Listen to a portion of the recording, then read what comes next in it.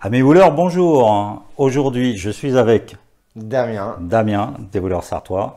On va réparer la V10 et donc on a une nouvelle carte mère, toute neuve, et on va remettre la carte mère. Donc Damien va nous montrer un petit peu comment nettoyer puis faire les choses comme il faut. Voilà. On vous montre ça.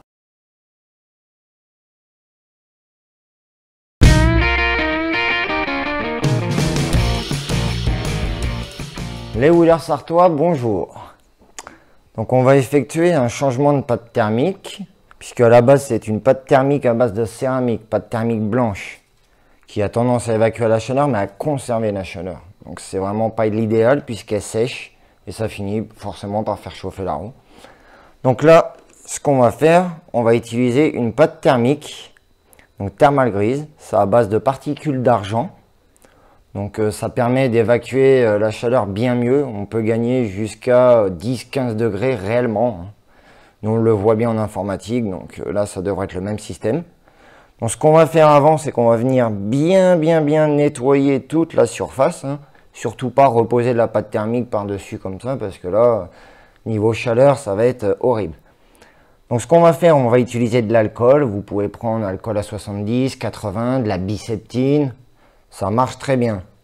On la met dessus, on laisse agir 2 minutes, un petit coton-tige pour bien nettoyer. Après, au sopalin, on fait bien briller, surtout le plastique. Surtout aussi, quand vous avez l'alcool, vous pouvez ne pas hésiter pas à nettoyer tout votre dissipateur thermique. Nous allons effectuer maintenant le changement de pâte thermique.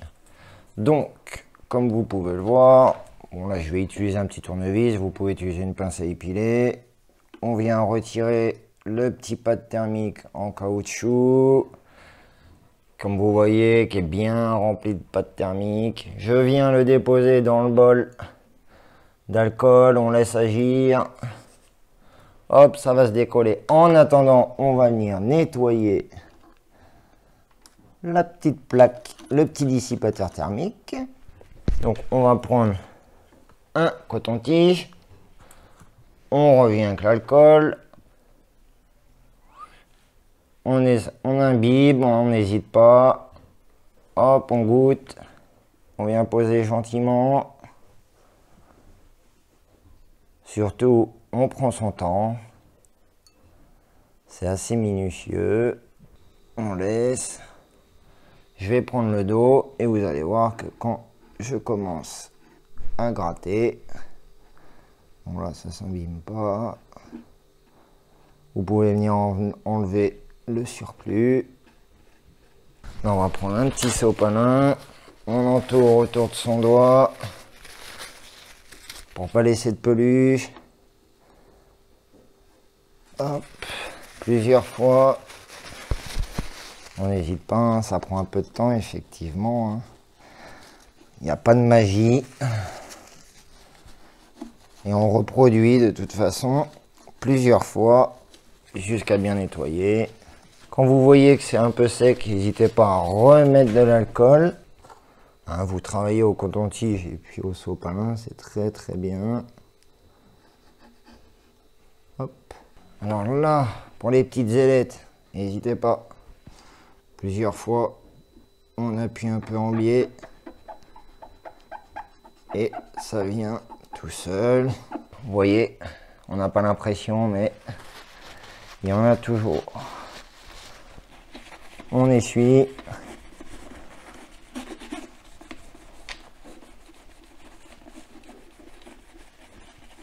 Et voilà, on a une belle surface prête à être mise. Donc, maintenant, nous allons procéder au petit pâte thermique. On prend le sopalin. J'y vais avec les mains.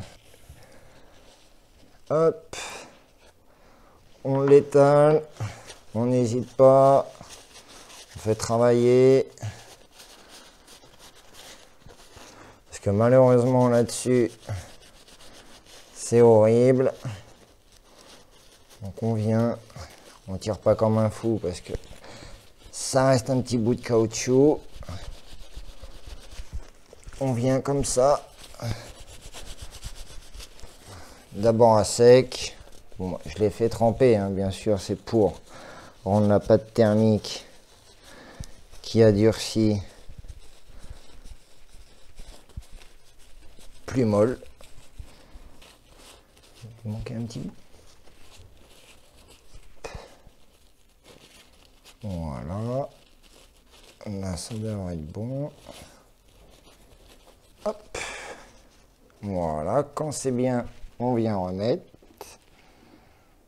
Hop. Dans le bon sens, bien sûr.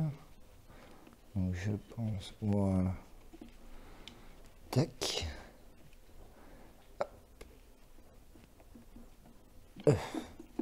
Excusez-moi. Avant, il y a la pâte thermique et effectivement, il y a 2 couches sur les roues. Ne vous trompez pas, surtout. J'allais faire une petite bêtise. Donc, pâte thermique.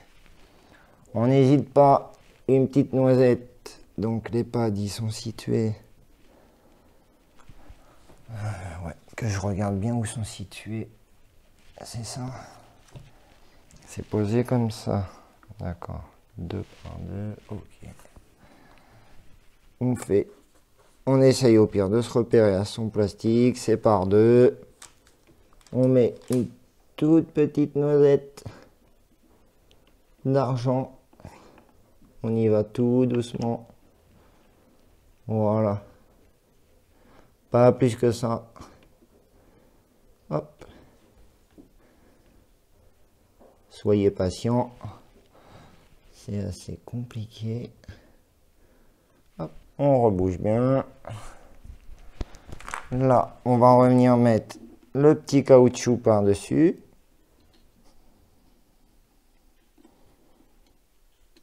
Gentiment. Hop. Voilà, comme vous pouvez le voir. J'ai bien visé.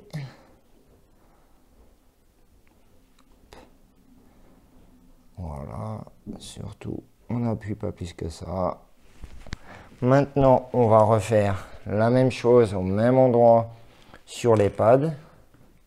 Mais par contre, cette fois-ci, ça va être sur les pads de la carte mère directement.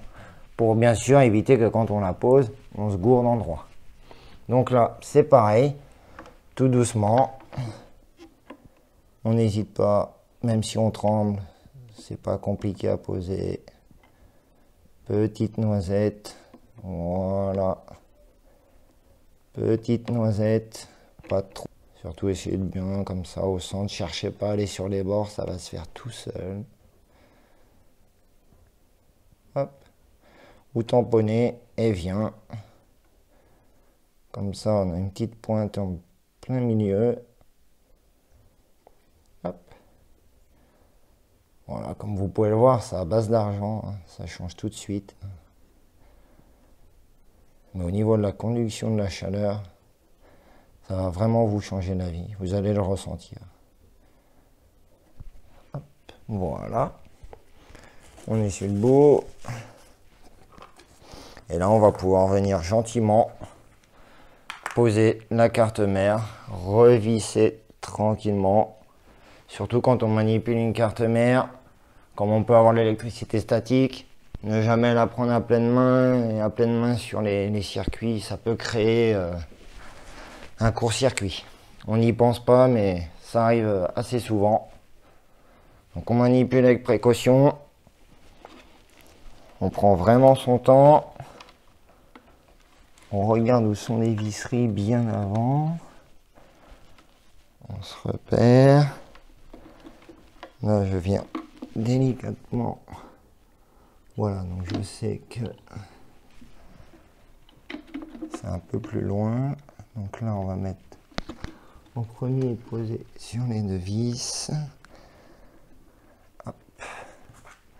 N'hésitez pas à utiliser un tournevis électrique pour l'électricité, bien sûr. Hop, et on y va. Tout doucement. Hop. Voilà, c'est bien placé.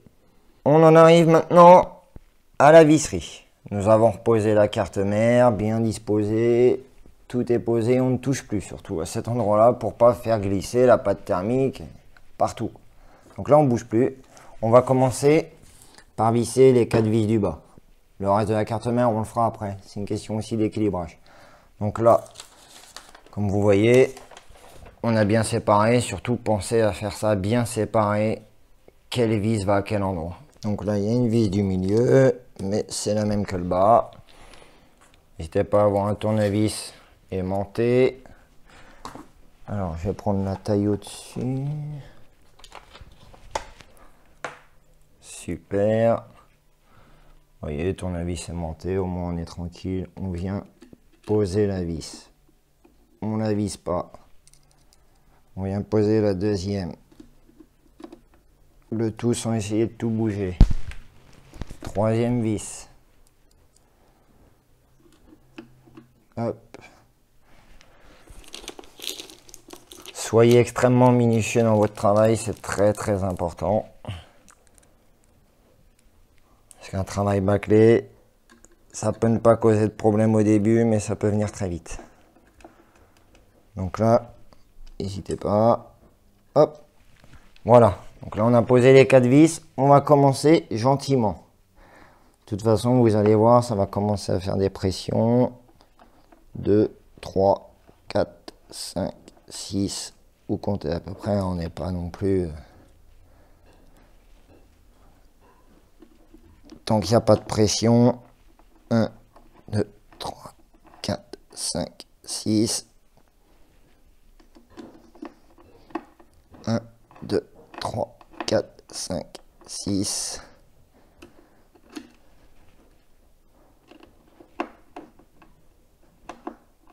1, 2, 3, 4, 5, 6.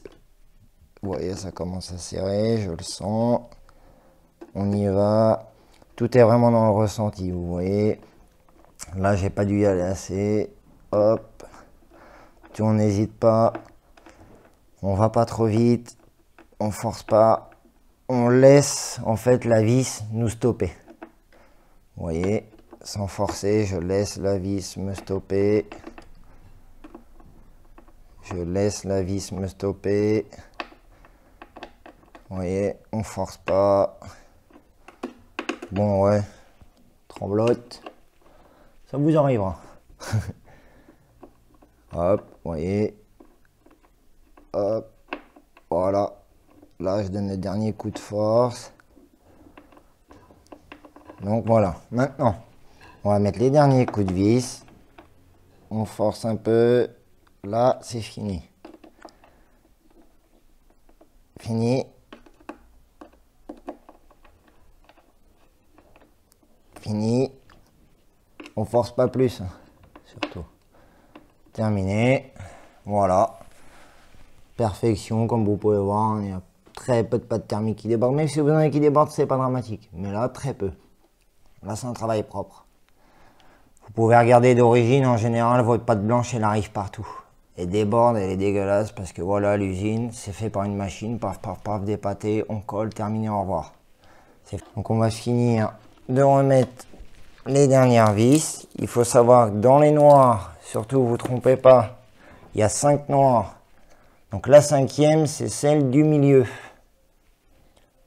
façon, il n'y a pas à se tromper, on le voit au petit cercle autour, ils sont complètement différents des 2 autres du haut. Donc ça aussi, ça peut vous aider. Et là, pour le reste, c'est pareil. Là, on peut visser à fond. Maintenant que les MOSFET sont vissés, c'est le plus important. On vient visser le haut.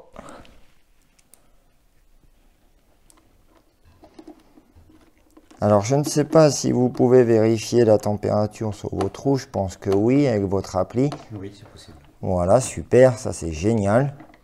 Et ben, si je me trompe, je vous permets de me le mettre en commentaire, mais je ne devrais pas me tromper. N'hésitez pas à essayer... Ah, je ne sais pas si c'est bien ce que je vais dire, mais n'hésitez pas à pousser la roue dans ses retranchements pour faire un essai. Faites attention à vous, bien sûr.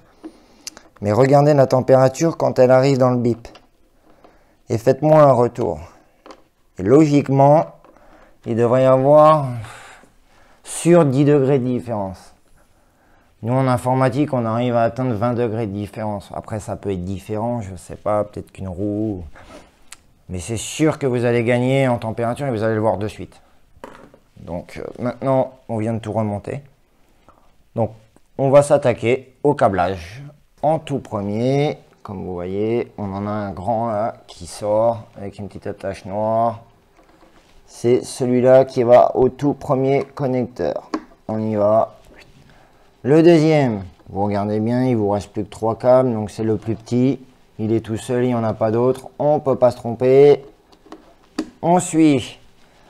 Là, si vous avez bien gardé vos câbles comme ils sont pliés à l'origine, vous voyez bien, il n'y a plus qu'à suivre. Donc on y va. On n'hésite pas, il faut être minutieux. Comme à l'usine. Si vous voulez, vous faites comme moi. Souvent en informatique, je mets un tournevis. On vient le placer sur le côté, jamais entre les câbles. On appuie. On pousse quand ça veut bien. Voilà. Et on vient exercer des pressions tout gentiment. Voilà. Ensuite, lui qui vient se situer là. Donc c'est vrai que c'est pas évident quand on a déjà revissé la carte mère, mais c'est mieux, hein. Je vous le conseille. On pousse minutieusement, toujours. Voilà. Hop. Le dernier ici. Voilà. Ça y est. On y va gentiment, toujours pareil. Donc là, on a fait la première partie. Voilà. Tout est bien rebranché. Surtout ça, vous attendez, on s'en occupera vraiment en dernier. On passe de l'autre côté. Premier connecteur, pareil qu'au début. Grand câble avec la tache blanche. On y va d'une simplicité. Hop, sous ce câble-là, on a un petit câble blanc. C'est le plus court. C'est pareil, c'est juste à côté. Connecteur de droite, de gauche, excusez-moi. Voilà. Étape suivante, prochain connecteur, celui-là avec celui-là. Tout est relié en un seul câble. Donc en tout premier, les deux câbles noirs à ce connecteur-ci. N'hésitez pas de vous aider de photos comme nous on a pu le faire. On n'est pas magicien. Donc on cède au maximum. Photo, photo, photo, photo. Voilà, on n'hésite pas et on pousse toujours à l'aide du tournevis. Deuxième partie du câble. Sur ce connecteur-ci. De toute façon, vous ne pouvez pas en mettre un autre. Il est plus gros que les deux autres. On y va. Voilà. Et maintenant, comme vous pouvez le voir, deux câbles, deux pliés, un plus court, un plus gros. Logiquement, le plus long au premier. On y va. Pareil, on hésite, on cède de la photo.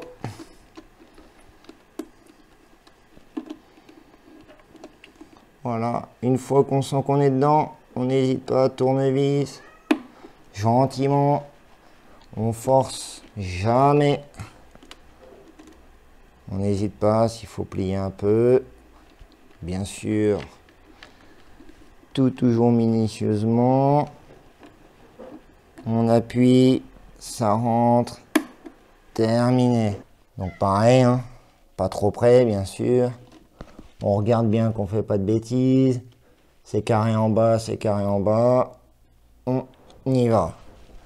Ici, on fait la même chose. On n'essaye pas bêtement. On voit bien que c'est carré en bas, c'est carré en bas.